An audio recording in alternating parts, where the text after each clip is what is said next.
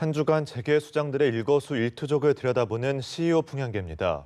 올림픽 성적에 희비가 엇갈린 기업 총수들과 광복절 특사로 풀려난 이재현 회장의 첫 번째 외출 소식, 남현호 한지혜 기자가 전해드립니다.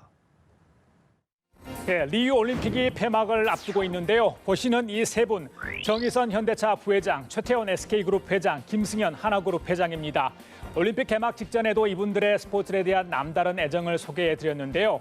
이들 중 이번 올림픽을 제대로 즐긴 사람은 양궁협회장을 맡고 있는 정의선 부회장이 아닐까 싶습니다. 한국 양궁이 사상 최초로 전 종목을 석권하자 기쁨을 감추지 못했습니다.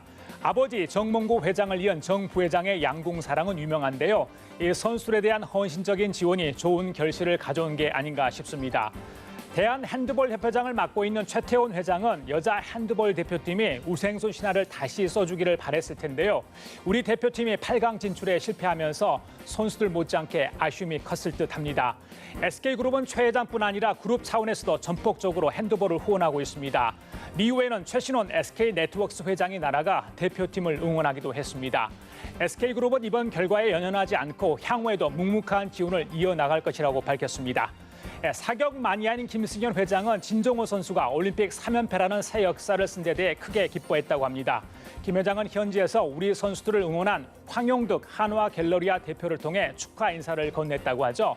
자, 그런가 하면 대한축구협회장이면서 이번 올림픽에서 한국 선수단장을 맡은 정몽규 현대산업개발회장도 우리 축구 대표팀의 4강 진출 실패에 누구보다 아쉬움이 컸을 듯합니다.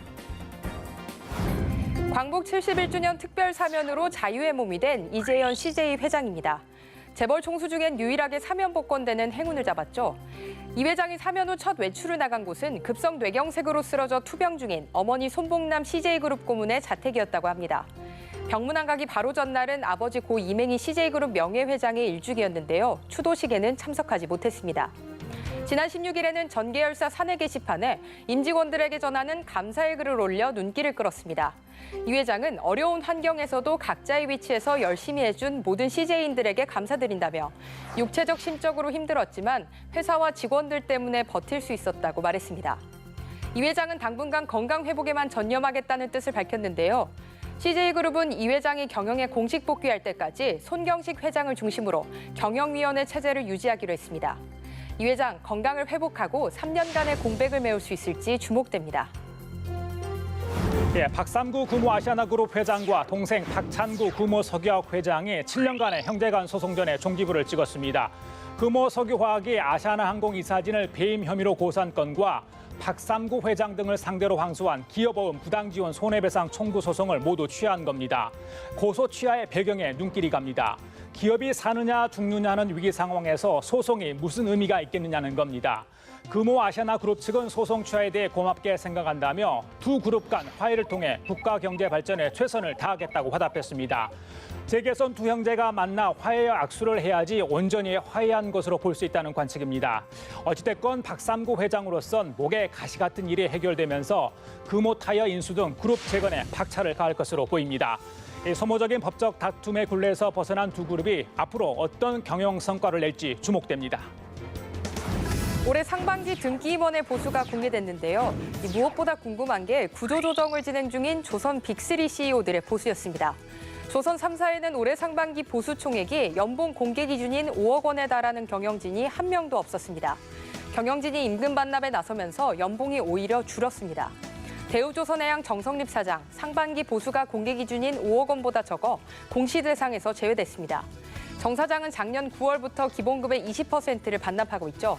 삼성중공업 박대영 사장도 보수 총액이 공개 기준인 5억 원이 안 돼 공개하지 않았습니다. 박 사장은 자구 계획에 따라 지난달부터 회사 경영이 정상화될 때까지 자신의 임금을 전액 반납하겠다고 선언한 바 있습니다.